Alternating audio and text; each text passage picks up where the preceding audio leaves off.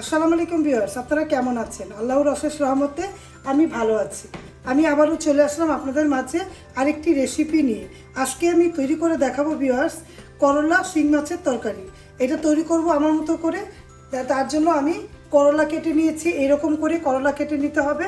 পেঁয়াজ নিয়েছি, কাঁচামরিচ নিয়েছি আর শিং মাছ, এরকম শিং মাছ নিয়েছি, কেটে ধুয়ে ভালো মতো করে লবণ দিয়ে ধুয়ে নিয়েছি ভিউয়ার্স। শিং মাছের তরকারি সব রকমই করা যায়, তারপরে এই তরকারিটা অনেক ভালো লাগে।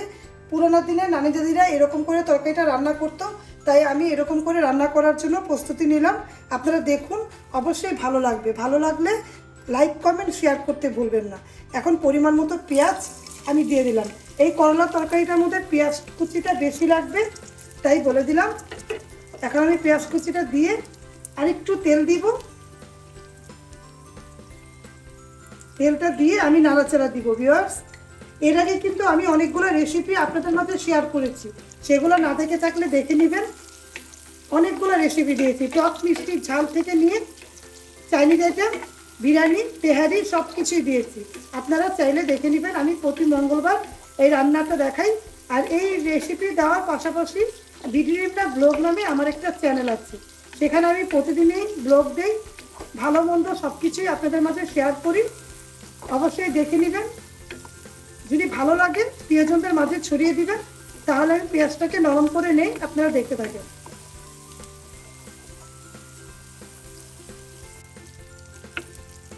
ভিউয়ার্স দেখুন, পেঁয়াজটাকে নরম করে নিলাম। এখন আমি পরিমাণ মতো পানি দিলাম। পানিটা দেওয়ার পরে এখন আমি লবণ দিব। লবণটা দিইনি, আমি লবণ দিয়ে করলাটা দিয়েছি, তার জন্য লবণটা পরিমাণ মতো দিব, নাহলে বেশি হয়ে যাবে। আর অল্প একটু মরিচের গুঁড়ো, অল্প একটু হলুদের গুঁড়ো, এটা দিয়ে আমি ভালো মতো করে মশলাটা একটু ভালো মতো করে কষাবো।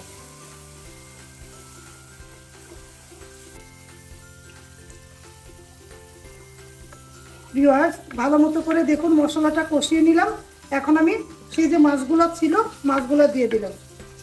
মাছগুলো ভালো মতো করে দিয়ে কাঁচামরিচ এটাও দিয়ে দিলাম। কাঁচামরিচ ছিঁড়ে রেখেছি, এটাও দিয়ে দিলাম।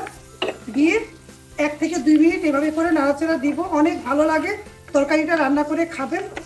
যদি ভাত খেতে ইচ্ছা নাও করে তাও এই করলা তরকারি দিয়ে ভালো লাগবে। সবাই অনেকে করলা পছন্দ করি, ভাজি খাই, সব রকম তরকারি দিয়ে খাই, কিন্তু এই শিং মাছের তরকারিটা আপনারা করলা দিয়ে রান্না করে খেয়ে দেখবেন, অবশ্যই ভালো লাগবে। হালকা তেতো লাগবে, হালকা তেতো লাগবে না, পুরো তেতো হবে না। ওইরকম করে ভালো মতো করে করলাটা ধুয়ে নেবেন। এখন আমি চুলার আঁচ একটু বাড়িয়ে 1 থেকে 2 মিনিট এটাকে নাড়াচাড়া দিব ভিউয়ার্স।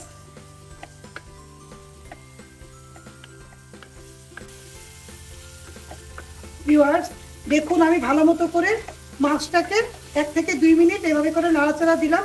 আমি কিন্তু মাছের মধ্যে কুচুনটা নাড়ছি না, আলাদা আলাদা করে নাড়ছি। একটাও মাছের গায়ে লাগছে না, আলাদা আলাদা করে এভাবে করে আমি মশলাটা কষিয়ে নিলাম। মশলাটা না আর কি, মাছগুলা কষিয়ে নিলাম। তারপরে ভিউয়ার্স এই যে করলা আর এই পেঁয়াজ কুচি আর কাঁচামরিচ এটা দিয়ে দিব। দিয়ে আবারও আমি 1 মিনিট নাড়াচাড়া দিব ভিউয়ার্স।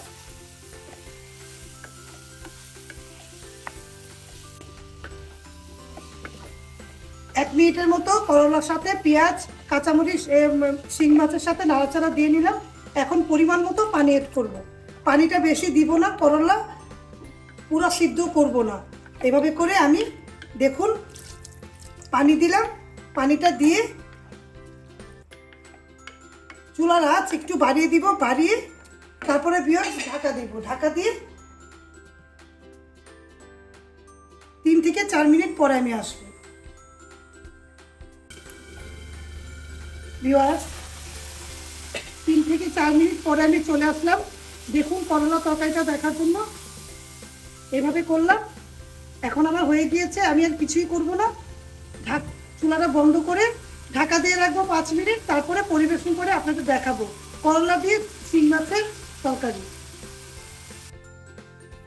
ভিউয়ার্স ইয়াম্মি তরকারি, আমার কাছে ইয়াম্মি, আপনাদের কাছেও লাগতে পারে। সবার কাছে তো করলা ভালো লাগে না, যাদের কাছে ভালো লাগে তাদের জন্য ইয়াম্মি।